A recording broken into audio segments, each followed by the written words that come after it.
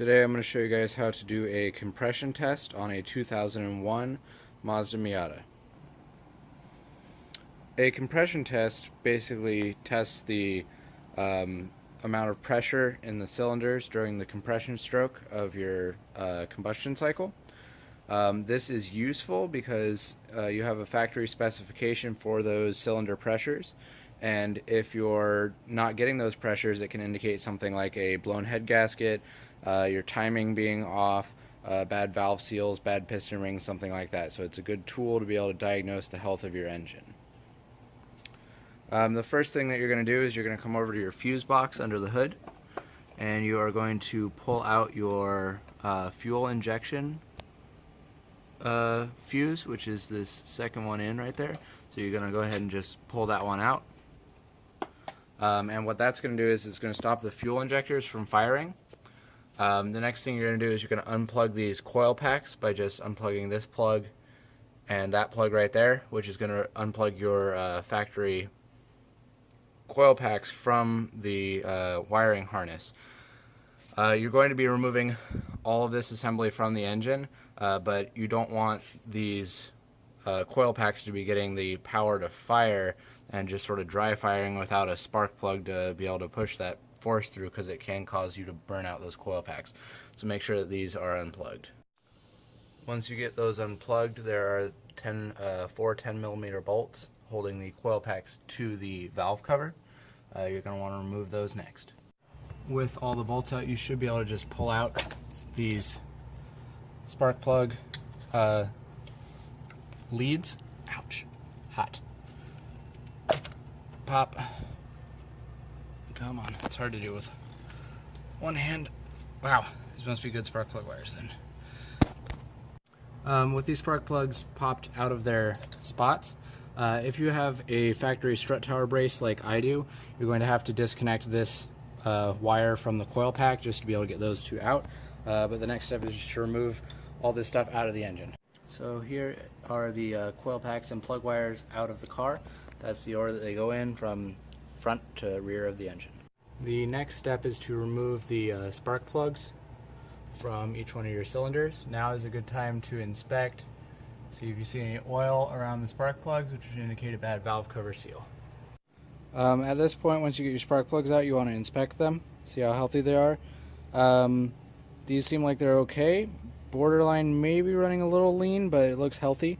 Note that there's no oil on the threads or on the end. If it's black, it's running too rich. There's no mechanical damage to it.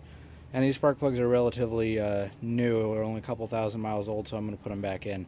But what I'm doing is I've made a little spot here, and I'm going to put each one of the spark plugs where it should go, so that if there is anything, I'm not like, oh, what cylinder did that spark plug come out of? I'm going to keep track of all that, and then I'm going to write down the compression numbers right below that, so we keep everything nice and organized. All of the spark plugs are out, and they look in pretty good shape. Next, we're going to move on to compression testing the engine. So this is your compression tester. I rented mine from Advanced Auto Parts. You can do it pretty easily at most auto stores. They'll just make you pay for it up front, and then you get your money back when you return it. I do a compression test on every car that I buy used, just to make sure that the engine's healthy, because there's no point in buying a car that's going to need piston rings in 10,000 miles.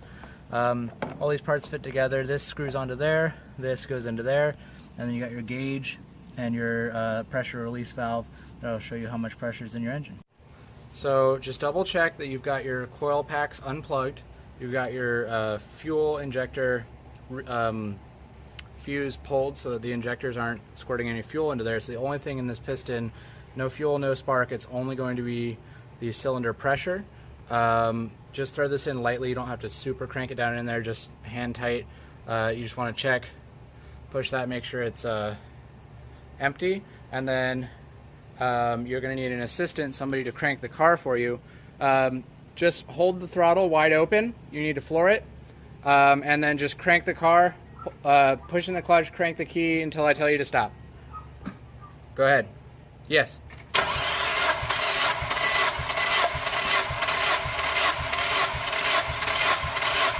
Stop. Alright, so this gauge is leaking. That should hold the pressure. So gas pedal all the way in, clutch all the way in, crank it.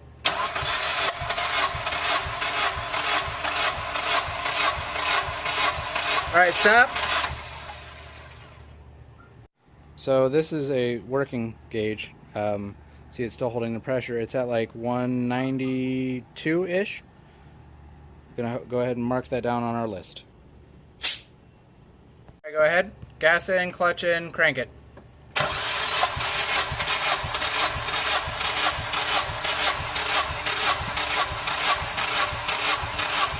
Stop. So this one is at around 190. All right, here goes cylinder number 3. Go ahead.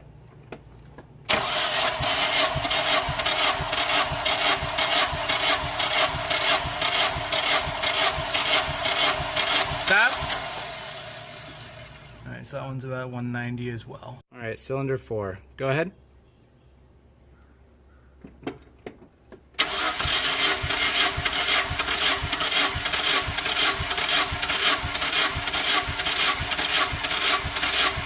Stop. All right, so this one's around 182.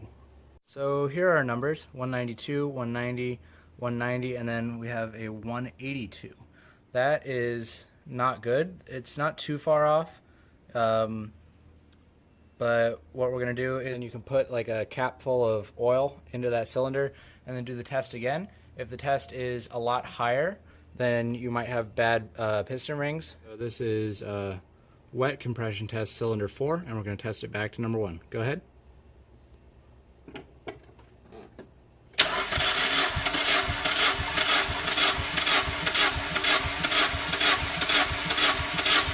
Stop. Jesus, that's what, like 230? Cylinder 3 wet test.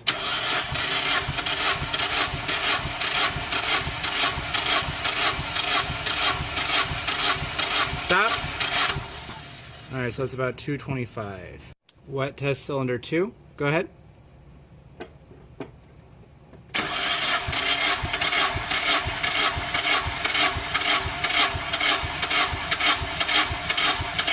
Stop. About 230. Cylinder 1 wet compression test. Go ahead.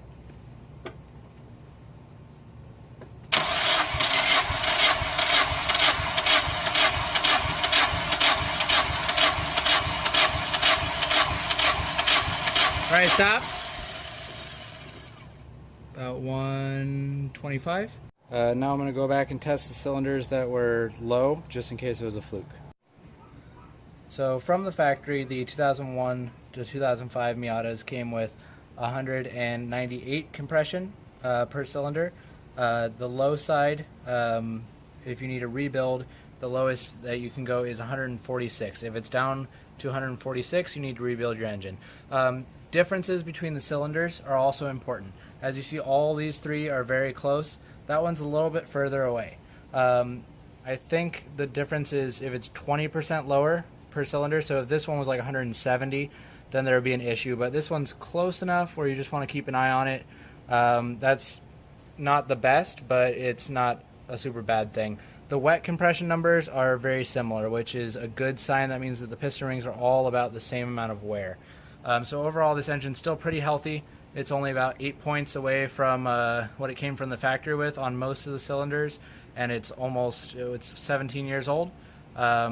So that's pretty healthy. And of course, these timing numbers, you could not get them if your timing was off. You couldn't get it if you had a head gasket leak, if your valve seals weren't good. So this means that overall the engine is pretty healthy. So before you put your spark plugs back in, you want to re-gap the spark plug gap, which is the space between the electrode and that little part. For the 2001 Mazda Miata, it should be between 0.040 inches and 0.043 inches. So I'm using 0.030 and 0.010, so that's going to add together to make a 0.040 gap, which is what I'm going to be shooting for. With it gapped correctly, the little feeler gauges should fit just barely in there. That's the proper gap. So next, after you've got your spark plugs in, and don't crank down on these super tight. It is an aluminum head, and these are steel spark plug threads. You don't want to strip your head. Just hand tight, make it snug, and then another like quarter turn, something like that. There are torque specs for it if you really want to go that far. But after that, you want to put your coil packs and your spark plug wires back in the engine. So this is when we get in and we pray for a start. Easy peasy. So this has been how to do a compression test on a 2001 Mazda Miata. If your engine's within spec, that's great. If you're looking to buy a car, make sure that it's close to those factory specs so it's nice and healthy. If your car is not within those specs, look at those things. It could be a bad head gasket, could be bad ignition timing, or it could be your piston rings or your valve seals, something that would mean that you need to get an engine rebuild soon. But definitely a good tool to be able to determine the health of your engine. Thanks for watching.